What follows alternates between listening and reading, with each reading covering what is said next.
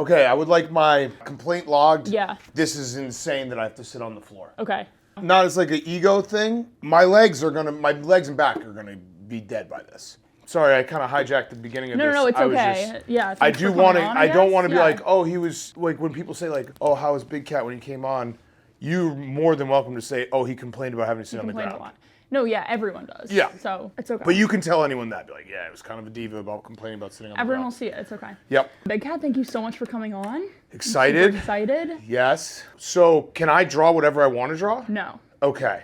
Today we were going to be drawing Spiral Ham. Okay. My horse. Your horse. Okay. We're going to be drawing your horse. You can interpret it however you want. You can draw it however you want. So I can draw anything. Yeah. But It's my interpretation. It's Okay. your interpretation. Yeah. So, okay. You know what I mean? I saw that the first time you were offered a job at Barstool, you said no. Mm-hmm. Do you think that if you had said yes, that would have changed the trajectory of where you're at now? Do you think you needed to say no? I don't think it would have changed anything. I said no because I had a real job and it was going decently well. I had the worst real estate career probably known to man. Have you ever seen The Big Short? I have. The stock market crash, how old were you then? 5. Oh, fuck. 6. Okay, so the stock market, the real estate crash of 2007, 2008. I started in real estate in 2007. Everything went to shit. Yeah.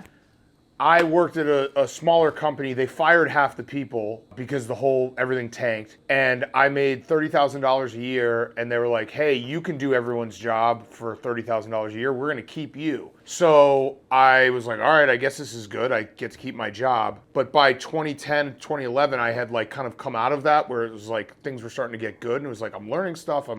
I have gotten the responsibility because I'm one of the people who like survived all this. So I wasn't ready to leave it, and then I was. But no, I don't think much would have changed because we were kind of still in the same spot where it's still small. I don't actually know if I would have changed what number of employee I would have been. I might have been 5 instead of 7 or something like that. You could have been employee number 5. I could have, yeah. We did, shout out Erica. I do love Erica, but we did do, for Christmas one year, she gave everyone Q-zips, like jackets, and they put the number of what employee they were on the back. That was a little weird. Yeah. Yeah, because people were like, oh, shit. That's asserting dominance. Yeah, that's right. Weird.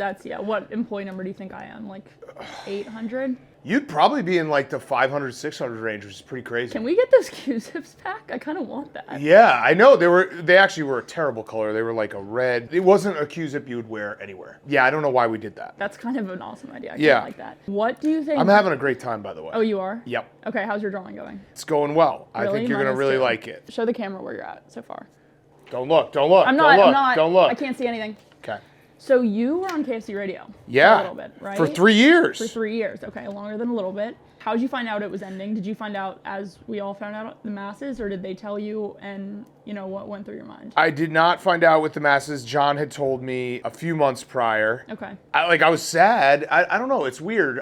Sad's probably not the right word because I obviously haven't been on it in a long time. I think I was a little like nostalgic and also realizing that this entire thing is ultimately fleeting and it's not going to last forever. Because there's definitely been points in Barstool history where you're like, oh, this is going to last forever. Yeah. So yeah, there's definitely a little like twinge of like nostalgia, sadness, like the ending of a chapter that has been going on for a really long time. Kevin letting me be on KFC Radio for those 3 years was huge for me. Huge, huge, huge. Like a lot of the things that have happened since probably would still happen, but I don't know how successful I'd be because I gained on-screen confidence. Yeah. Between KFC Radio and The Rundown, those were the two things that were like, oh, we're out there, we're putting out videos, we're having takes and all these stuff, trying to be funny. So Kevin, I can't thank him enough. And John, has been a good friend for a long time. And it's like, you do this for long enough where it's not like we're going out together and like best friends. Yeah.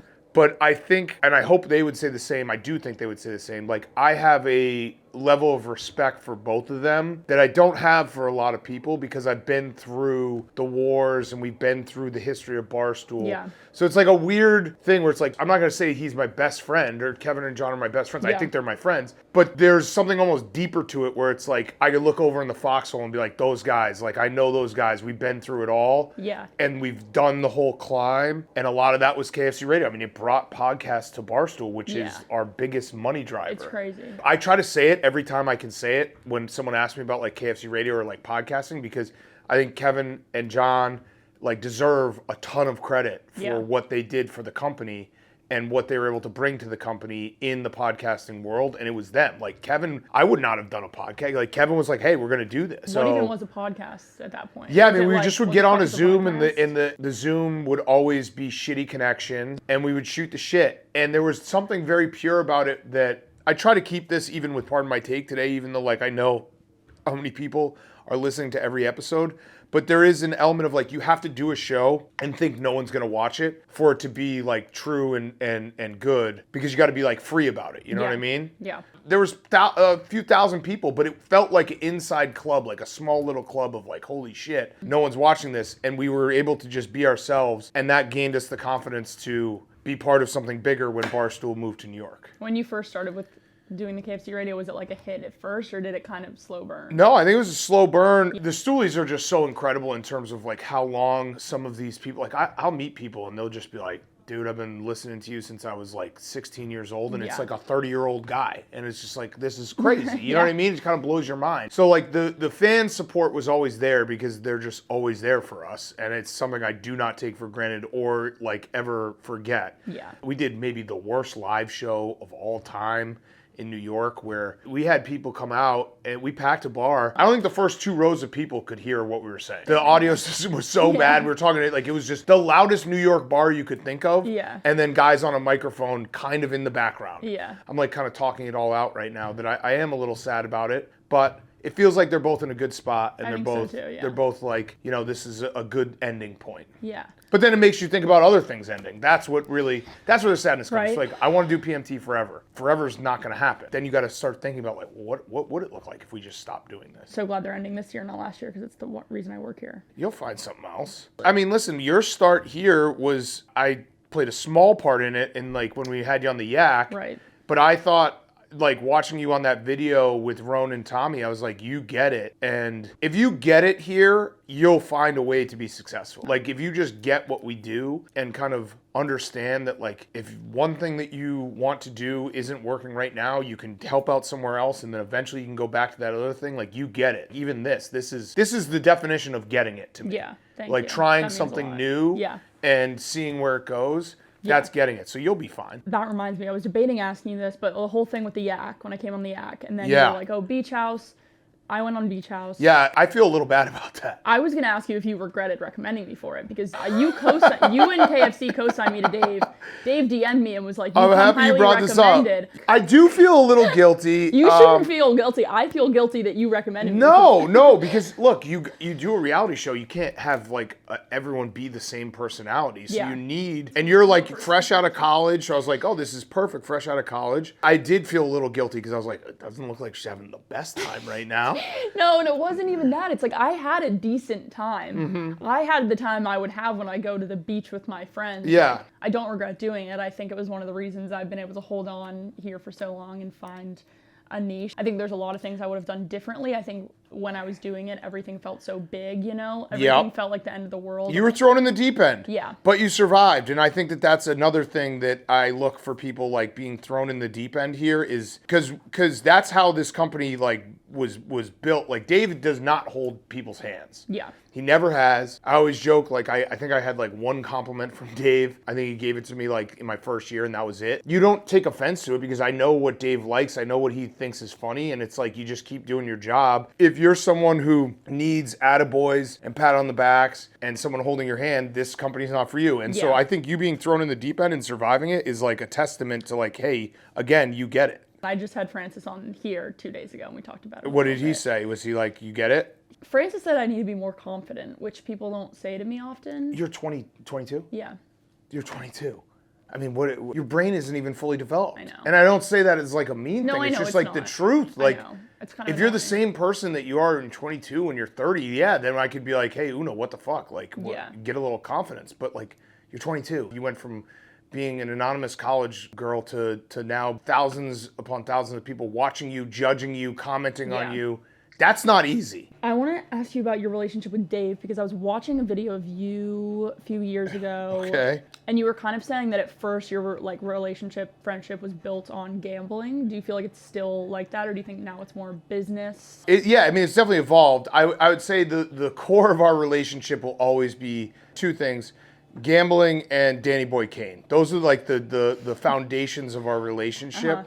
And I mean that not like that's all we're talking about, because we talk about everything now. Yeah. And I'm talking to him, multiple times every single week. But in the gambling part, it's just like we both love to gamble, and we've always loved to gamble. So like if he has a bad beat, he'll text me before he texts, he'll maybe text Elio too. But like if I have a bad beat, I'll text him. If I have a bet that I think is gonna win, so it's like. Our texts now are just like business, business, business. Oh my God, can you believe the Raiders just kicked a field goal? Yeah. Dave still is my boss, but it's a lot more of an equal partnership now in that we're very aligned. And the funny thing is, like, there's been times when Dave and I have had, pretty big disagreements. Yeah, of course. Just in terms of like content direction, like when PMT was getting big. And now that I'm in a position similar to Dave where I am somewhat in charge of a lot of people, and I see it from his eyes. I actually apologized to him this summer. I was like, dude, I get it now. Like, you weren't being a dick. You were just trying to like do what was best for the company. Yeah. And it's a hard spot to be in. Can't wait till you see my drawing. Can you show the camera, please? Give them an update. I'm not looking. I'm showing them mine. You just mentioned your kids, and I'm not going to ask you about that because I know you can talk about it. How have you managed to keep your family private? I think people respect it. When I'm ever sharing a story about my kids or my wife, it's like I have to be the butt of the joke to not make them look bad, because I think that that's a lame thing to do if you're in the public eye, to be like, my wife, the ball and chains, and my kids are so, like, they're not sitting there being able to respond. Yeah. I do shit that's probably so annoying. I have moments where I'm not a good dad or not a good husband. Like, no one is perfect. Yeah. So as long as I'm the butt of the joke, I love sharing like little anecdotes and stories about my kids. How do you feel about online, some internal Barstool, but mostly online stuff about Chicago, New York? I try to ignore it. Yeah. I see it, obviously. You can't not see it. I mean, it sucks. How do you think that started? Well, it just started because we moved. This was always my dream to open this type of office in Chicago. So I'm not going to like apologize for living my dream. No. It pissed me off a little bit because we still all work for the same company. And it's like we all are working for the same bottom line. Rona and Francis are like two of the most talented people I know. So when you're like, oh, Chicago versus New York, it's like, well, okay, well, what about those two guys? Yeah. What about Sass? What about Tommy Smokes? Like, there's a ton of people in New York. Rico, like, there's a ton of people in New York that are really, really talented. So I get it. People are going to always kind of pit us. But at the end of the day, it's like all the money's going into one big pot. If you had to restart the Chicago office with one person, you can't have anyone from PMT, who would you pick? Rome. Yeah. Okay. Rome. So you're trying to poach Rome? No, I mean, yes. Of course, yeah. I have said that to Rome many times. Yeah. He knows that. He knows how I feel about him. Jay Cutler. Yeah. What's your relationship like with him now? Good.